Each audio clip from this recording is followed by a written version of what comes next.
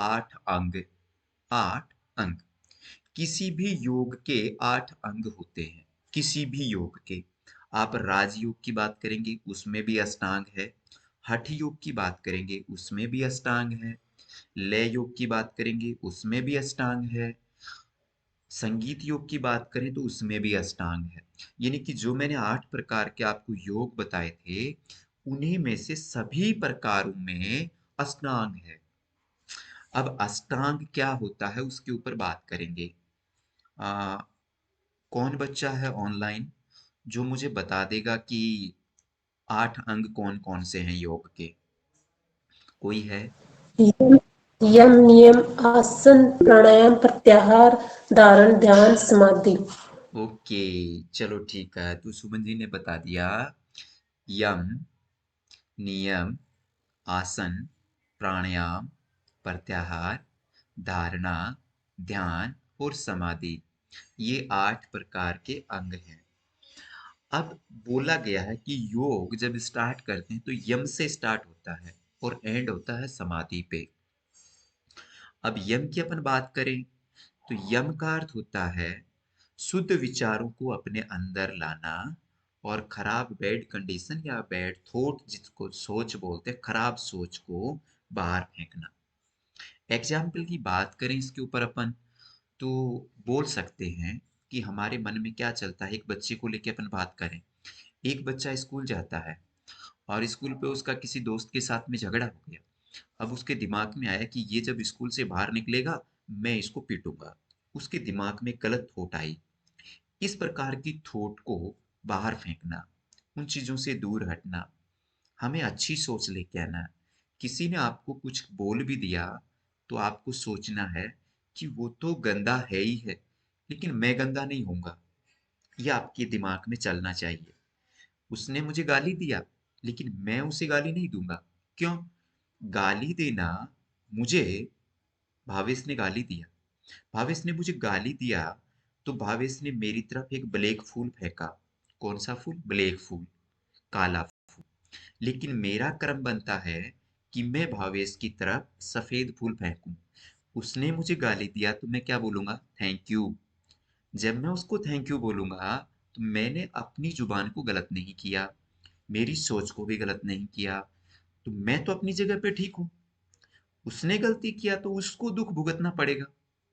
तो इस प्रकार से यम के ऊपर आपको फोकस करना है कि कभी भी किसी को गलत नहीं बोलना, किसी के बारे में गलत नहीं सोचना, किसी के बारे में गलत नहीं करना।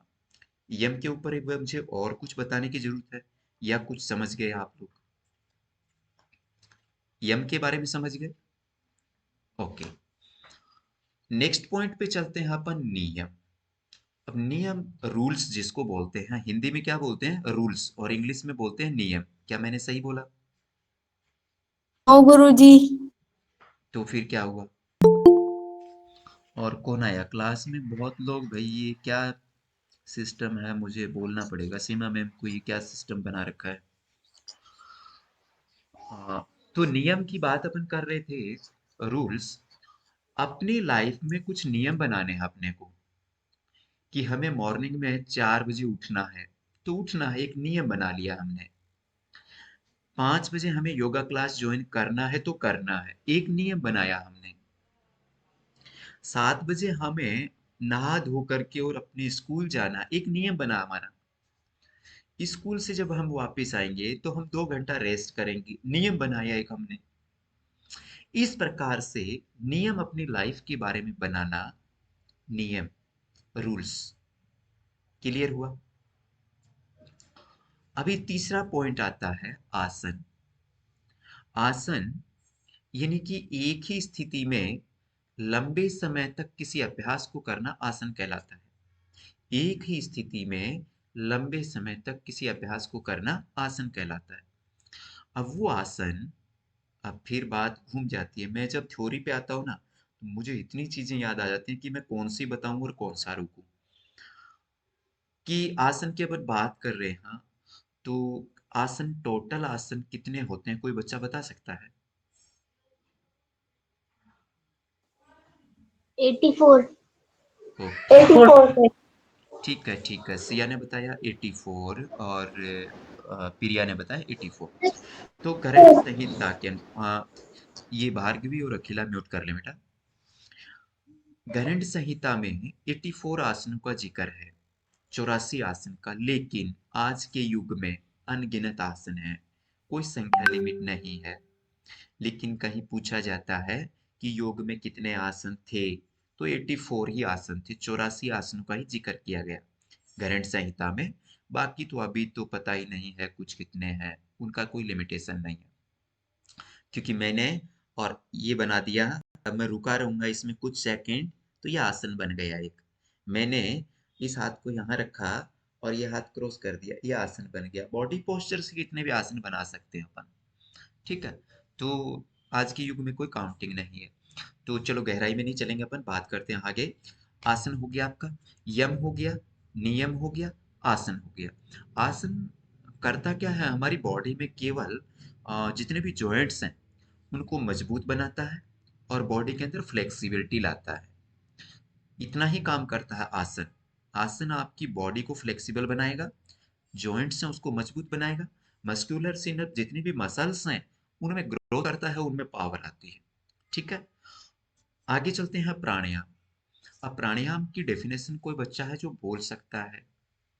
प्राणायाम मॉर्निंग क्लास में बोल देंगे, इवनिंग क्लास में। ये सारे बच्चे वो हैं जो मेरे सबसे न्यू स्टूडेंट या जो वो हैं, इनमें मुझे कोई पढ़ा लिखा लग नहीं रहा है ना, ये सारे ही सोने वाले लग रहा है मुझे। और श्वास और फिर श्वास का बाहर निकालना है, अंदर लेना। ओके, ठीक है, अच्छा बताया सुमन जी ने। प्राणायाम, प्राणायाम दो शब्दों से मिलकर बना एक शब्द, दो शब्दों से मिलकर बना एक शब्द। प्राण आयाम, दो शब्द हैं, दोनों को बहुत गहराई से पकड़ेंगे। पहला है प्राण, दूसरा है आयाम। प्राण, अब प्राण शब्द आपने बहुत बच्चों ने सुना होगा, हमारे घर में गांव में कहीं बोला होगा कि उस फलाने आदमी के प्राण निकल चुके। लेकिन ये कि उसकी श्वास चली गई, यानी कि वो मर गया, डेथ हो गया। यानी किसी इंसान की श्वसन क्रिया क्या कहलाती है? प्राण। आयाम, आयाम का अर्थ होता है बढ़ाना, लंबा करना। तो अपनी सांसों को लंबा करना प्राणायाम कहलाता है। इंसान अपनी ब्रीथिंग, अपनी श्वसन क्रिया को लंबा करना, यानी कि वो ज्यादा दिन तक जिंदा रहे, वो अभ्यास जो करता है उन्हें प्राणायाम कहते हैं। अब पूछा जाए कि किन्हीं 4 या 5 प्राणायाम के नाम बता दो, तो आपको बता देने हैं। भ्रामरी प्राणायाम, उज्जयी प्राणायाम, शीतली प्राणायाम, शीतकारी प्राणायाम, चंद्र भेदी, सूर्य भेदी, पता नहीं कितने हैं, कपाल भाती, अनुलोम विलोम, नाड़ी शुद्धि, प्राणायाम, बहुत प्राणायाम है, ठीक है। तो अब आगे चलते हैं, हमारा यम हो गया, नियम हो गया, आसन हो गया, प्राणायाम हो गया। अभी बात करते हैं प्रत्याहार। प्रत्याहार पे कुछ फोकस कर सकता है कोई बच्चा कि प्रत्याहार क्या है?